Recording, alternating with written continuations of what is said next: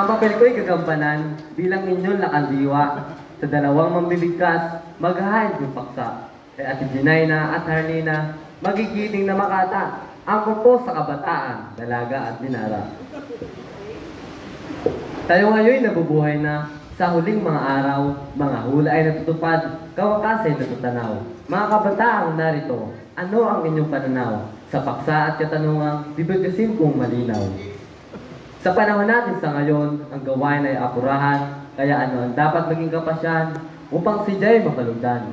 Manatiling isang single at full time na maglingkuran, o di kaya'y mag-asawa, ano ang inyong kapasyan?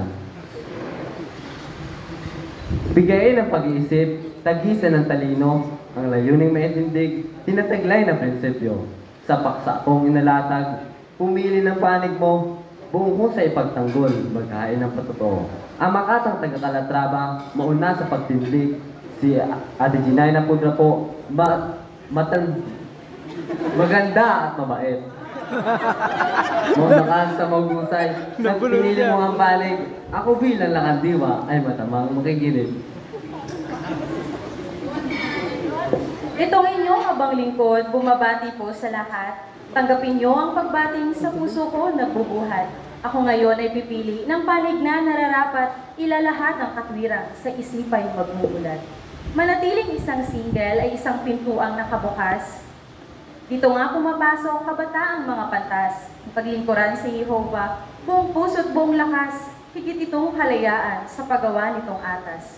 O kay lawak ng aanihin, magagaway ka kaunti, walang hadlang sa gawain, ang nais ko'y manatili.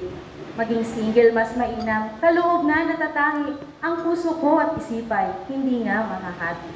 Maaaring magpalawak sa gawaing pangangaral, dahil ako'y isang single, sadyang wala pagsagabal. Sa pagiging isang full-time ay posibleng makatagal, kahit single, maligaya at maraming nagmamahal. Isipan mo ay imulas, subukan mo na magmasid. Sarado ba ang isip mo sa sitwasyon sa paligid? Hawakas ay dumarating, nararapat mong mabatid. Sa gawaing pangangaral, tayo dapat na masudi. Kaya naman, kabalagtas ko, huwag ka nang mag-aksaya. Ng panahon mo at laway, huwag ka ring mag-asawa. Pasukin ang pioneering. The best ito na karera, pagkatalo ay tanggapin. Huwag ka nang dumepensa. Ako bilang lakandiwa, kung tumingin ay parihas, bibigyan kong kalayaan, ang panig niyang ibulalas. Magtatanggol sa panig niya, ang makatang nasa right side. Sa pagsalag sa katwiran, talino mo'y ipamalas. Unfair naman ang hiling mo, pagiting kong kabalagtas, dahil ako'y may prinsipyo rin na dapat mong matalastas. Wala kong sa aming lahi, ang salabay umatras, saluhin mo itong tabak ng katwiran na matalas. Tika muna kabalagtas, ako ay magpapakilala, ako nga po palang pinakamaganda sa Familia Calertuna. Ate ko po, Ate Ayer, ang pangalan ko po ay si Harlina, nagmana kay Papa Erning, magkamukha kaming dalawa. Sa dalawang ikinasal, tanggapin po itong pagbati. Sa ginawang pagpapasya, hindi kayo nagkamali. Sa pagiging isang single, ay ayoko nang manatili. Kung sa akin may manligaw, ito lang ang pasubali. Nang likhain nga si Adan, batid ni Jah na may kulang. Si Adan ay nalumbay dahil wala siyang katuwang. Pinatulog ng mahimbing, hinugot sa kanyang tadyang, kapasyahang mag-asawa o hindi ba tumpak lamang? Sa gawaing paglilingkod, ang lahat ay mayroong dako, hindi hadlang pag-asawa na dapat mong mapagtanto. May asawan o wala ay tatanggap ng pangako kung ito ang katapatan kay Jehovah taos puso. Mas masaya kapag may partner sa gawaing ministeryo, batid mo rin na maraming may asawang misyonero.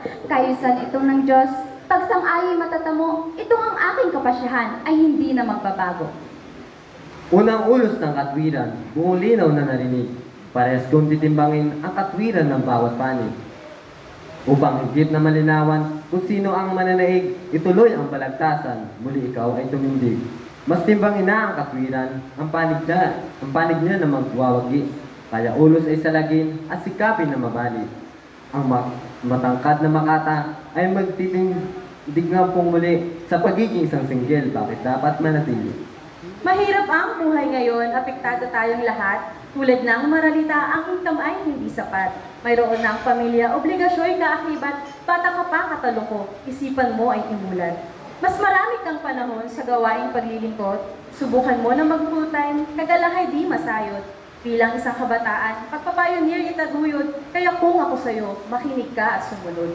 Okay, sarap nga ng buhay ng tulad ko na malaya. May panahon ng maglibang na hindi na magagawa. Kapag mayroon na ang pamilya, kalaya ay mawawala. Kaya naman makinig ka sa tumpakong panukala. Sina unang mga lingkod, halimbawa ay si Pablo, kabataan ni si Samuel, kabataang Nazareo. Yapak nila'y sundan natin, mahuhusay na ehemplo, buong pusong maglingkuran, maging full-time na ministro. 20 years na po ako at hindi na isang bata. Sapat na ang kaalaman, malawak ang pangunawa. Kahit naman may asawa, pagpayunir magagawa. Tulad po ng magulang ko, kahit kami siyam, may mahusay na halimbawa. Hindi sapat na dahilan na ang buhay ay mahirap. Kung ang dalawang magkatuwang ay totoong nagsisikap. Tsak na makakasumpong ang isa na naghanap, ang magtayo ng pamilya, ito'y aking pangarap. Kontento ka na mag-isa, ako ay huwag mong idamay. Dahil ako'y tatanggap ng katuwanga sa buhay. Batas ni Dia ay susundin at gagawin kong panubay. Tatanggaping maniligaw ay isa ring nakaalay. Nakaalay kay Jehovah at kay isa sa tunguhin. Haharaping walang takot, gabutok mang suliranin. Basta't laging magkatuwang, ang lahat ay kakayanin. Pagpapayunir magagawa, pagpapalay tatamuhin. Pagtatayo ng pamilya ay mabigat na obligasyon, marami kang nagampanan na uubos ng panahon. Ang asawa ay mapalugdan, matamo ang pagsang-ayon, sa pamilyang minamahal, mabubuhos ang atensyon. Pakisuyong lumihis ka sa landas mong tinatahak, kapag ikay nag-asawa ay posibleng pagkaanak. O kay bigat ng pasalin, baka ikay mapaiyak, kapag ikay makita ko, baka ako'y bumalakad. Baka naman ikaw ate, makita kong nakaupo sa may tabi ng bintana at nakatanaw sa malayo. Nalulumbay nag-isa, luhat si Poy tumutulo, nagsisising sinupil mo ang tibok ng iyong puso. Hindi ko nga ma-imagine kapag tumanda ka na, tinay na, kapag ikaw ay umiyak, baka ako ay matawa. Ang advice ko'y pakinggan mo na ikaw ay mag-asawa tulad ni Ate Harriet, pumili ng kapareha. Hindi mo yata natatalos, mag-asawa'y hindi biro.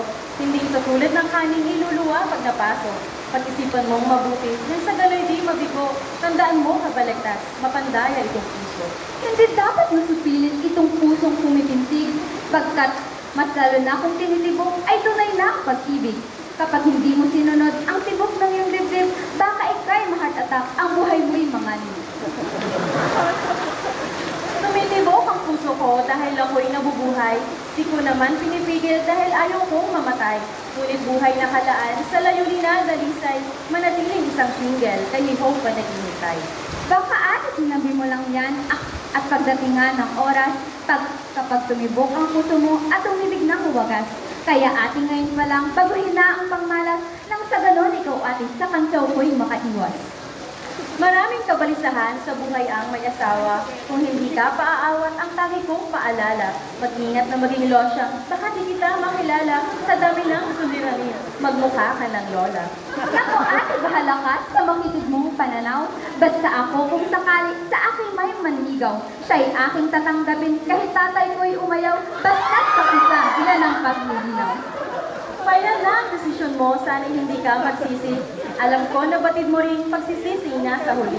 Kung mayroong mang magsisisi, tinitiyak ko na ikaw, pag tumanda kang dalaga, baka saka doon ka lang magpapaligaw.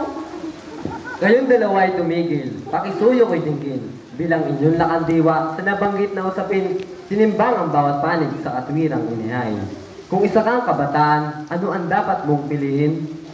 Ako bilang lakandiwa ang gagawad ng paghatol. Tagumpay na hinangad sa ginawang pagtatanggol.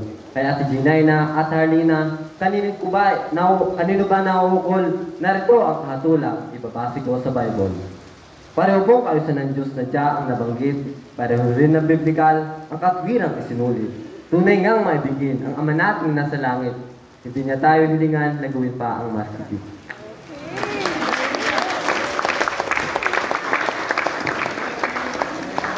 Wow!